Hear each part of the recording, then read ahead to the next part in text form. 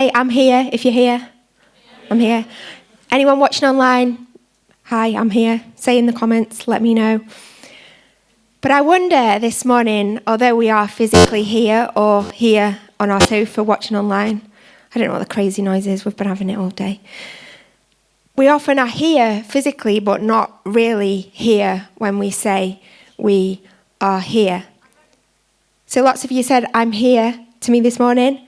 But unfortunately, some of you won't be here for long. You might stay here with us in the building, but your mind might start to wander to the roast dinner you've got cooking. Did you press the timer? To the to-do list for this afternoon, the IKEA trip or wherever you're off to, B&Q. You might get a text in a second on your phone and that might distract you. Or even worse, you might send a text whilst I'm talking. Come on, people.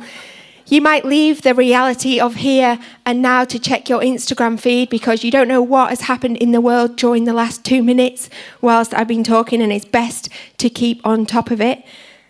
And I say all of this not because I'm trying to emphasize this morning how good my preaching is and so we should all concentrate and listen, but because today we're talking about how it's important we live lives that are truly present in the moment, that we're truly here when we say we are here. To live lives that are purposeful and intentional and have meaning, we can't walk around distracted all the time, wishing away moments or missing them because we wish we were somewhere else. And we're doing this series at the minute. It's called A Better Way, and it focuses not just on the words that Jesus said, but actually looking at the way Jesus lived, the way he lived. Was it a better way? And you know, as Christians, we believe that. We believe the way Jesus lived was the better way, the best way. And one of the things that Jesus did was he was present in the moments. He noticed people. He noticed things. He wasn't a daydreamer. He wasn't his head in the clouds. He wasn't always checking his phone.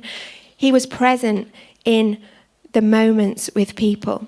And if we're followers of Jesus, we want to be living the kind of life Jesus lives. We want to be imitating the rhythm and the walk that Jesus had. And we looked last week at busyness and how Jesus never ran. Thank you, Lord. See? Where's Sarah Morgan? Jesus never ran. Honestly, people, I'm telling you. That's why I never run, you see. Close to Jesus. He never rushed. When Jesus' friend Lazarus was dying, Jesus didn't drop everything and run. He took his time. The stories we looked at last week, when Jesus was busy on his way to heal Jairus' daughter and a woman reached out and touched him, he stopped. He made time. He wasn't in a rush. He noticed the little things. He noticed in a crowd that someone had touched him, that power had gone out from him, because he was truly present in the moment. He was truly present with people. He had undivided attention and focus. He listened to people rather than just nodding, smiling, throwing in the occasional affirmation with no real clue what they're on about. Or is that just me at home with the kids like, yeah, it's fine. Yeah, well, what? Why have you coloured on the wall? You said it was okay, Mum. No. But on New Year's Eve, we stayed with some friends, a family, and there was another family also around on New Year's Eve, and we were chatting and talking. And we said, oh, how about we go on a New Year's Day walk? That's the thing to do, isn't it? And we leaned over and said to my friend Hannah, do you guys and your family want to come on a New Year's Day walk? She went, nah, no. So the next day, the rest of us got up and we went out on our walk. And there were photos at the end of the day of it on social media. We all got muddy. We had a nice time. That night, my friend Hannah texted me. She was like, I would have gone on a walk with you guys if you invited. Like, my kids would have really enjoyed that. And I was like, Han, we literally asked you and you said no. She was like, oh, I must have been distracted. So we weren't drinking. She wasn't on her phone. She was there in the room with us, but she just didn't listen to what we were saying. And she said, no, I don't want to go. And then the next day, upset. But so often in our everyday, we are not here when we say we are here. It's not just our phones that can distract us, it's our minds. Our mind goes somewhere other than where we are meant to be, and we miss the important moments. We miss the God-ordained moments in our everyday. But when Jesus walked, he was present. He wasn't distracted. He made time. So we're going to look this morning at a journey Jesus went on, and it was a journey to Jerusalem. I don't think all the verses are there, and it's quite long. So if you do have a Bible and you want to join, but if you don't, I'll just read. It's Luke 18, verse 31. I'll be going through this and going over into the next chapter, Luke 19. In case you didn't know, when the Bible was written, the numbers weren't there, the chapters aren't there. It's okay. You can go over the line. You can read between the chapters. The stories actually join together. Some people don't know that, so I'm just throwing it in there. So Luke chapter 18, Jesus took the 12 aside, that means his 12 disciples, and he told them, we are going to Jerusalem. So where are they going? Exactly. Everything that is written by the prophets about the Son of Man will be fulfilled. He'll be delivered to the Gentiles. They will mock him, insult him, and spit on him. They will flog him and kill him. And on the third day, he will rise again. And then this is pretty standard, verse 34. The disciples did not understand any of this. The meaning was hidden from them. They didn't know what Jesus was talking about. Most of the Bible is just filled with the disciples like, what? Don't know what you're talking about. So they didn't understand Jesus. But anyway, as Jesus approached Jericho, so where was he going again? Jerusalem. So he's not there yet. He's just in Jericho. He's on his way. A blind man was sitting by the roadside begging. When he heard the crowd going by, he asked what was happening. They told him, Jesus of Nazareth is passing by. He called out, Jesus, Son of David, have mercy on me. Those around who led the way rebuked him and told him, be quiet. But he shouted all the more, Son of David, have mercy on me. So Jesus is on his journey. He's not there. He's not at his destination. He's still on the way. He's in Jericho, on his way to Jerusalem. And Jesus, there's a man begging at the side of the road. And if that was me, I think I would probably be not walking, first of all, on the journey or in any form of public transport. But Jesus was taking the slow route. He was walking. And then he makes time to stop for a beggar. So Jesus stopped and he ordered the man to be brought to him. When he came near, Jesus said, what do you want me to do for you? Lord, I want to see, he replied. Jesus said to him, receive your sight, your faith has healed you. So the man received his sight, followed Jesus, praising God.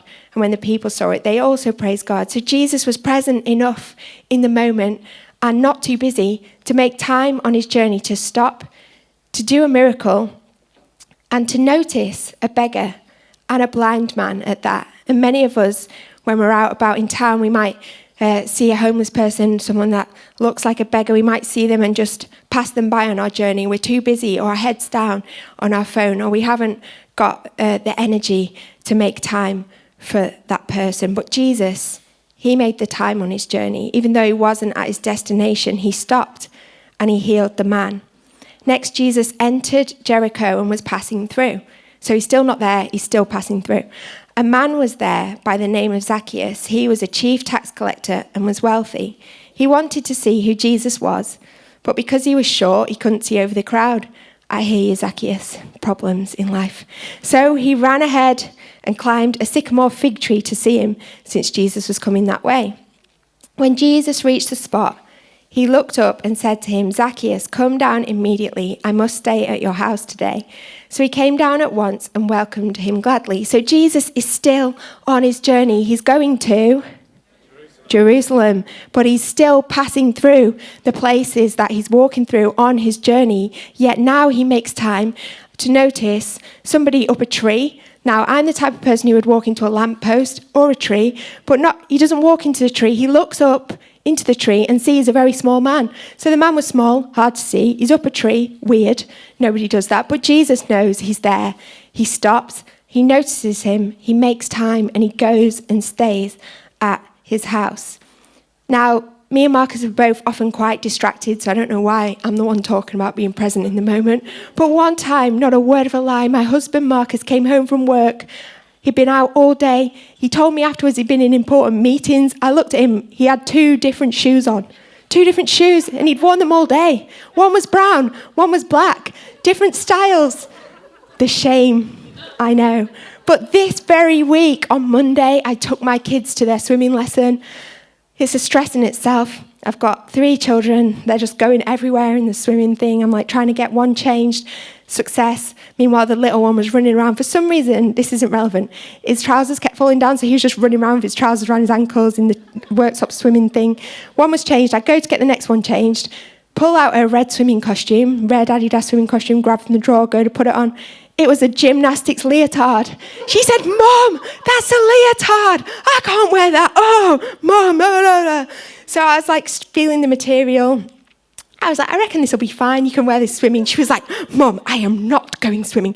So Dad to the rescue had to come and collect her. She couldn't go swimming. And that's because I was distracted. When I packed the swimming stuff, I just grabbed the first red thing that I saw. That'll do, a swimming costume. But it wasn't. Is everybody still here? Yeah. Because apparently the statistical odds are that some of you are not here because a Harvard study says that 47% of the time our mind isn't where our feet are. Our mind wanders to stupid things, to insignificant things, or it goes to worries about the past or the future.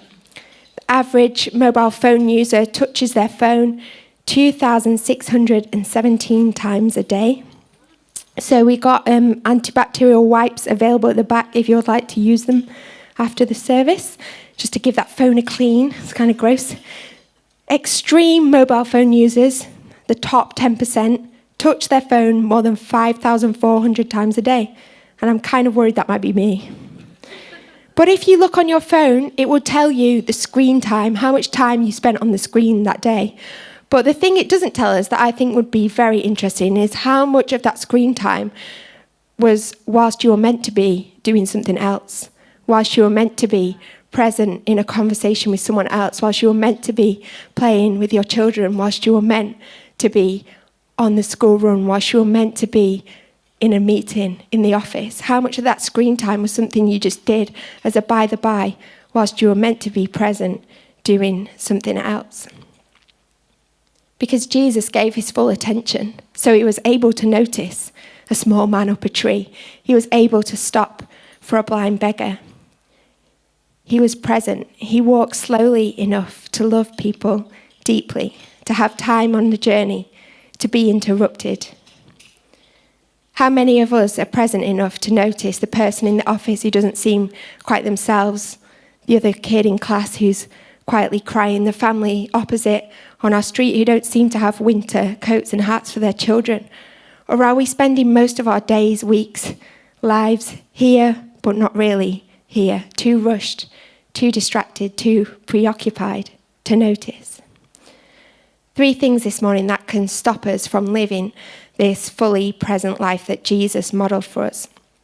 Number 1 is wishing it away. So many of us are tempted to just wish it away. Our littlest is 15 months old, and in the past 15 months, we have had 1 night of sleep that lasted for more than 5 hours. Yay. So sometimes, like this morning at 3:42 a.m, when I could hear all this clinking and clanging, and our child was over at his daddy's bedside table just playing with random objects, we start to wish away these years. With 3 kids under 8 in our house, it basically looks like Hamleys on speed. My husband hates mess. He's always tripping over toys. There's too many toys. There's too much stuff. There's no room to move without stepping on a Lego or sitting on paint or whatever it is. And it can be very easy to get home after work, after the school run, and just zone out in my mind, zone out on my phone, zone out in anything than being present in the chaos that is our family life. And we can start to wish away where we are right now. You know, a couple of weeks ago, we had a rare day off to ourselves. Our youngest was at the childminder, and we decided we're going to go to the cinema. We've not been for 4 years or something. So we're going to go to the cinema. We're going to watch Spider-Man. Obviously, his choice, not mine. So off we go. We get to the cinema. It's like the middle of the day on a normal work day, so there's not many people there. And the lady at the cinema said, you are allowed in, but just to let you know, it's a parent and baby showing, so even though you don't have a baby, I'll allow you to go in, but yeah, there's going to be babies crying in there. And we were like, oh my gosh, what? How could this happen? But anyway, it's fine. We enjoyed Spider-Man. Marcus enjoyed Spider-Man. And but sometimes we just imagine, when the kids are older, when we don't have so many toys and our front room could look like this instead of like this, and we could go on holiday or we could go to the cinema and there wouldn't be babies there. And so many of us are living our life like this, If when I've just moved house, or when I have a new job, when I graduate, when I'm married, then I'll be happy, then I'll feel fulfilled, then my life will be good once I've retired and I've got my time to myself. If I had kids if my family looked like that, like she's talking about, I'd be happy, I'd feel much better. But God doesn't want us to miss the moments we have right now, wishing them away, holding on for the next thing, so focused on the future that is to come. We can't enjoy our university course. We can't enjoy the home we live in now. We can't enjoy our kids being small. We can't enjoy the job that we have right now. Don't miss what you have now, pursuing what you want later. Be present in all of those moments. We can wish it away. The second thing is we can worry it away. We can worry our time away. If it's not the when-then game that I've just talked about, it's the what-if game that stops us being fully present. What if I don't get good enough exam results? What if I never get a job? What if I never lose weight? What if my kids never do well? What if they're not successful? What if they never leave home? What if I never have enough money? What if? And we are so consumed with worry over the future and what might happen, we miss out on all the joy in being present in today. We miss out on being fully present in the moments with our family because we're so busy worrying over what we need to do to provide for their future. The what ifs of tomorrow start to make us miss the present moments of our today. Matthew 6:34, Jesus said, therefore do not worry about tomorrow, for tomorrow will worry about itself. Jesus didn't say don't plan for the future. Planning for the future is great.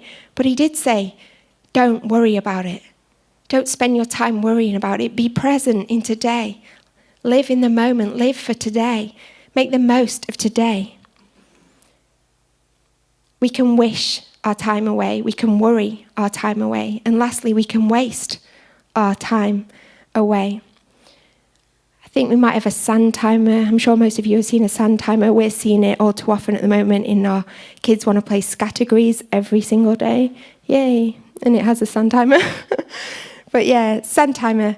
And I don't know if one's going to come. Here we go. When you see a sand timer like that, the truth is that no one truly knows, other than Jesus, how much sand you have in the top of that thing. No one knows how long it's going to take for that sand to trickle through. But some things about a sand timer are certain. You can't change how much is in there. It's a closed off thing. We can't change how much sand is in the top. We can't alter it. You can't slow down or stop the sand. Once the sand hits the bottom, you can't get it back. In the book of James, verse 13, it says this, chapter 4:13. Today or tomorrow, come now you who say today or tomorrow, let's go into such and such a town and spend a year there, trade and make a profit. Yet you do not know what tomorrow will bring. What is your life? For you are a mist that appears for a little time and then vanishes. This life on earth, this is the one we have. We don't know how much sand is in the timer. We can't slow down that sand. Every day passes. Once the sand hits the bottom, you can't get that day back.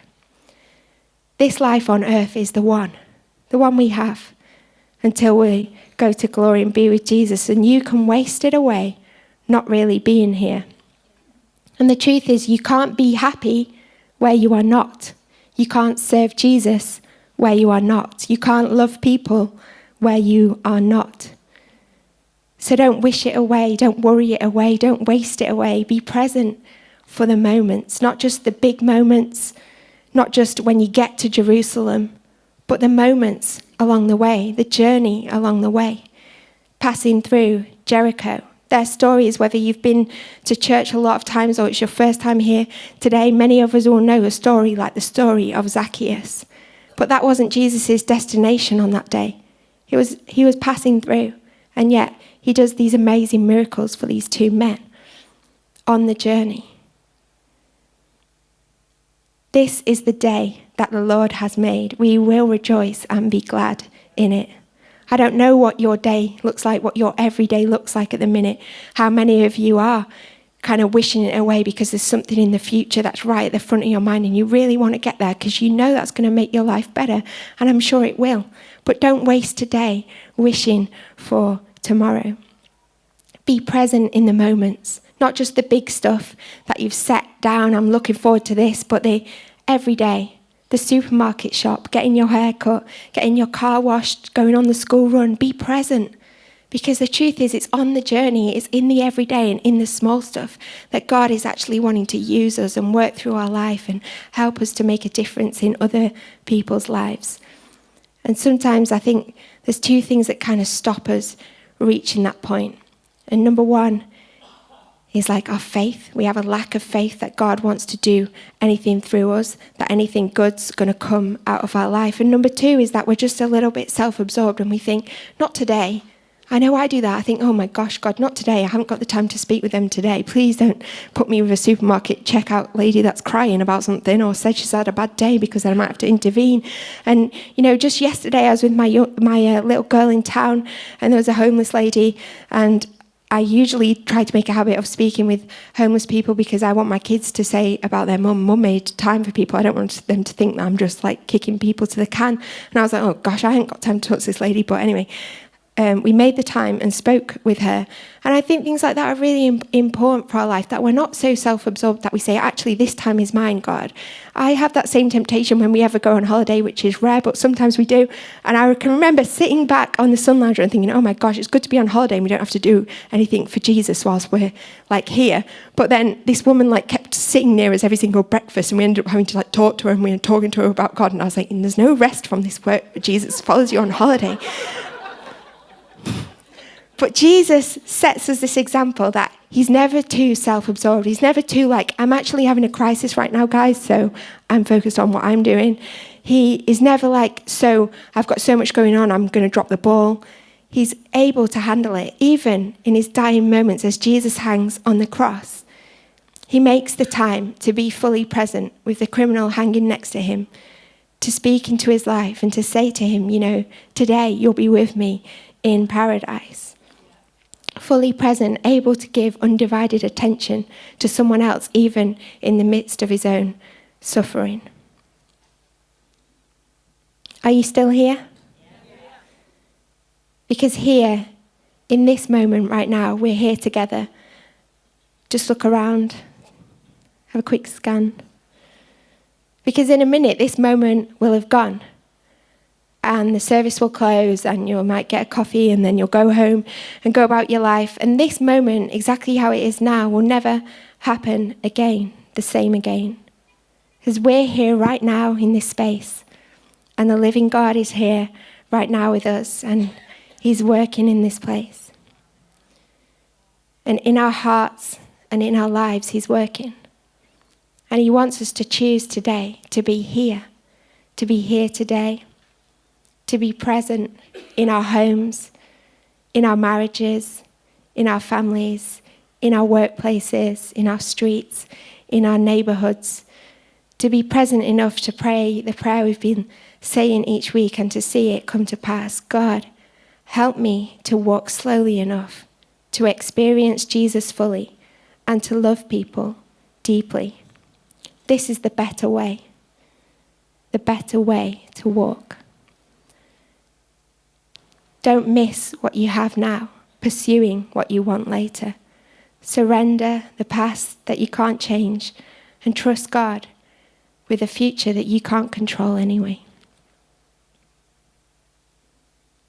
And if you just want to stand, if you're able to, as we finish this morning, we're going to pray together.